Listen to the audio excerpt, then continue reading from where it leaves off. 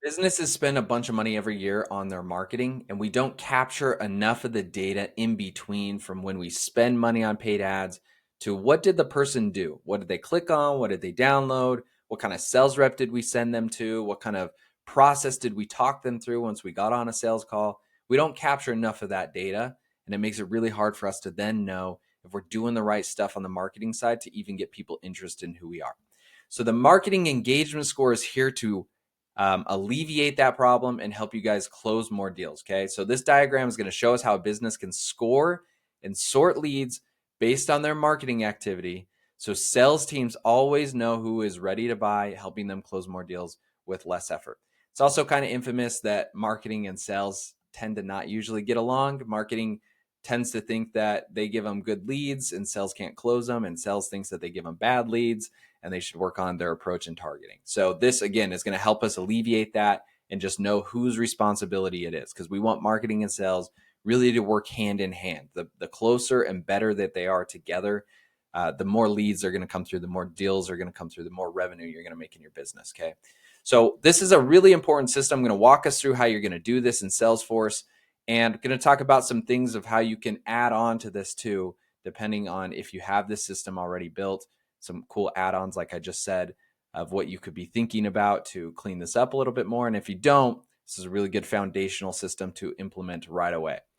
Okay, so how this is going to kick off is we have a new lead or a new marketing activity that takes place. So either somebody fills out our web form, becomes a lead, or they click on a paid ad and they become a lead for the first time, or they're an existing lead that we know of already. We already have their contact info, but they did something new.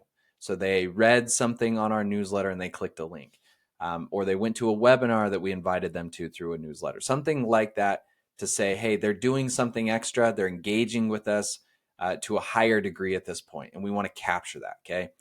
If you're using Salesforce, there's a few ways to do this. If you are one of the few that I feel like I run into that use Marketing Cloud, then in that instance, a lot of this will be taken care of for you. It works similar to HubSpot marketing, or I think it's called the Marketing Hub is what they use on HubSpot side. What that does is if you pay for that product specifically, it does a lot of the tracking for you. So tracks like emails and marketing activity in general. Both of those are upgrades, so it doesn't matter where you're at, HubSpot or Salesforce. It's going to be a separate product that you have to buy, and it's going to be a different price point. So if you are paying for that, you should be able to have it tracked there. Now, if you're not and you're using something just like Sales Cloud and Salesforce, you don't pay for any marketing stuff. There's usually some ways around it that almost feel a little more popular. And these are going to be things like if we send our newsletter through something like a Mailchimp, doesn't have to be Mailchimp. I'm sure ConvertKit does the same, Outreach does the same, that kind of stuff. But Mailchimp would be an example. Zapier, who is a third-party integrator. So basically, Zapier will connect whatever tool you use to Salesforce. There's a few different people within that space. Zapier is the most DIY friendly, I would say. But you also have things like make.com is a big one. And then all these ones with AI coming out, there's a ton of different popular ones. But Zapier, I would say, kind of OG in my opinion, and most DIY friendly. So if you're in that route, I would go Zapier. And then lastly, like I said, HubSpot or Marketing Cloud should already track this for you. And what we're looking at here are email clicks, email opens, page visits, webinar signups, things that would count as a marketing activity. After we have this tool sync up, that's what's going to tell us if they did that activity. So I guess if you're running a newsletter now, you can't just expect that someone clicks on a link in Mailchimp on something. And if you don't have that connected to Salesforce to get the data into Salesforce, you have to have a way to get that data from Mailchimp into Salesforce. And that's what these options are over here. Okay. One of those options most popular, like I said, is Zapier that I see, or something like a Zapier. And it will take the data from Mailchimp and say, hey, someone clicked this email. Let's go connect that to Salesforce and give Salesforce that data and store it in there so that we know that someone clicked on this email from this lead or this contact. So that's a way that you can connect to those. Okay. And that's what we want to sync over. That's a huge piece to this whole system. After we do that, then we want to update the engagement score. There's going to be a field you have called engagement score. You can do this 1 out of 10. You could do this 1 out of 5. You could do this 1 out of 100. I think in my example here, I use 1 out of 100, but you can set this up however you prefer. And really, it's just a numeral value that is just going to tell us saying, how engaged is this person? It's almost like a lead score. If you're familiar with lead scoring, it's the same idea, but it's for engagement. So we're going to look at marketing activity. We'll assign point values to whatever they do. You're going to have to come up with that internally as a business with your marketing team and C-suite, I would say. And then we're going to update that engagement score on the lead to tell us how engaged that they are with our business. Okay. So some examples here would be, maybe you give them 10 points if they click an email. You could give them 20 points for downloading a specific guide. You could give them 30 points if they book a new meeting with you. You get the picture. You assign values for how popular or how important those things would be. If someone books a call, that's a lot of points because obviously they want to talk with us. If they maybe just read an email, that's kind of low because it's low risk, right? There's not a lot that they're really telling us by reading an email. They may or may not be interested. So you want to assign point values based on the importance of that marketing activity. From there, we are going to look at this score, and the score is going to dictate how we start engaging with this person. So let's pretend that this score is out of 100. If it's 50 plus, we're going to add them to our hot list. If it's 20 to 49, we put them to the warm list. And if it's less than 20 points, we put them to the cold list. Okay. I don't know why I don't have my arrows here, so let me hurry and add those. So basically, if they go to either one of these, let's start with the hot list first. If they go to the hot list first, these are the things we want to do next. We want to notify the sales rep that's been assigned to this lead if it's an existing lead already. If you have not assigned that to a person yet, go watch a whole other video, which is a system you should set up on how you assign leads out. I have it on my YouTube channel. But you want to have some kind of system that would assign it to a sales rep. After it does that, we want to notify them. We want to assign some follow-up tasks to tell them what they should do next. You should never rely on the person just guessing at what they should do or having to Slack somebody and ask them what to do. You should tell them checkbox by checkbox, this is exactly what you do next if this person is a hot, engaged person, okay? So this is what we would do from there, assign those follow-up tasks. And then we also want to do a couple things. If you're not familiar with this acronym, it stands for Marketing Qualified Lead.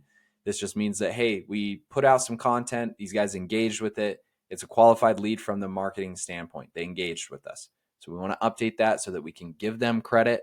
That's one of those signals inside of the business, letting us know how many MQLs we have per quarter, per month, per week, per day to see if marketing is doing the right stuff. So we're going to update this to say that it is a marketing qualified lead. And then we are going to send an email out that will be specifically for when people are highly engaged. Maybe there's a specific pain point we want to talk about. Maybe there's a discount we want to offer. Maybe there's another guide that we think is really important. Or maybe we just want to invite them to schedule a call with one of our sales reps. Whatever it is that you prefer that you want to do at this point, it does not matter. The point is we want to send them some kind of communication to let them know that you're available to help them, something more about your product to try to push them over the line to actually purchase or start up on your subscription, whatever product or service you sell. If it is a warm list, warm is going to be slightly different. Typically in this situation, I see people just run some type of lead nurturing campaign that will send out a series of emails to them, warm them up even further, talk to more pain points, etc. But we're not really going to get sales reps involved at this point. This might differ for your business depending on how you want to run it. So don't take this as the gold standard. This is just typically what I see, that if it is a little less on the engagement scale and we know that, hey, they're probably still not ready to buy, but they're good where they are starting to engage with us, let's start running them to another email sequence to warm them up further and see if they engage a little bit more with us before we get a sales rep involved. And then lastly is the cold. They haven't really done anything. They've done some low-level stuff, read some emails, and that's kind of it. Same idea. We want to put them on an email sequence or an email nurturing program. This is going to be longer term because they're colder.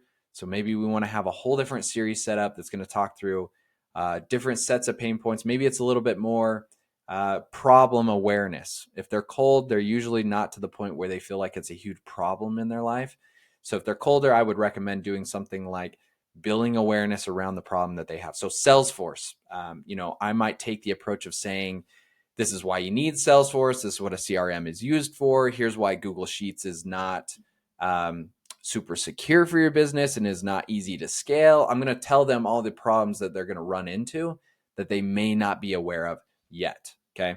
So that's what we're going to do here. And then eventually in any of those series, warm, hot, or cold, if we have some type of sales contact, which would look like them booking a call or responding to the lead, we want to update this to a SQL, which is sales qualified lead.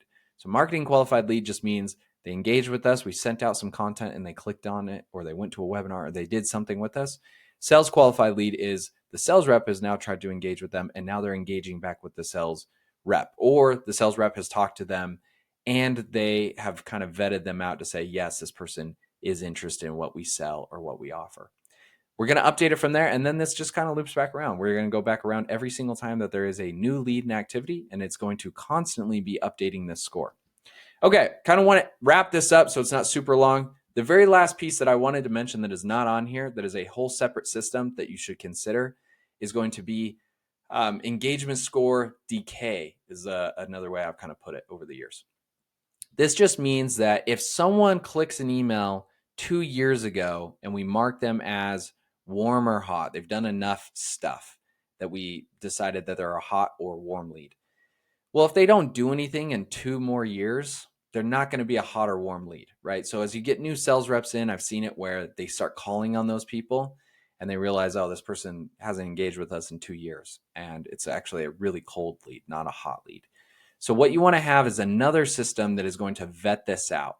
So what I would add to this, or again, like I'm saying, a whole other system that would look at this, it would say, has this person engaged with us in the last 30 days, last 90 days, last whatever it might be, 6 months, a year, however many you want to set up. And each time that they have not engaged for that period of time, we decrease the score by a certain number of points.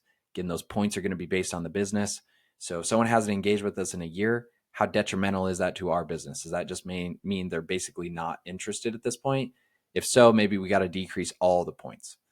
So that'd be one other thing that I would add here.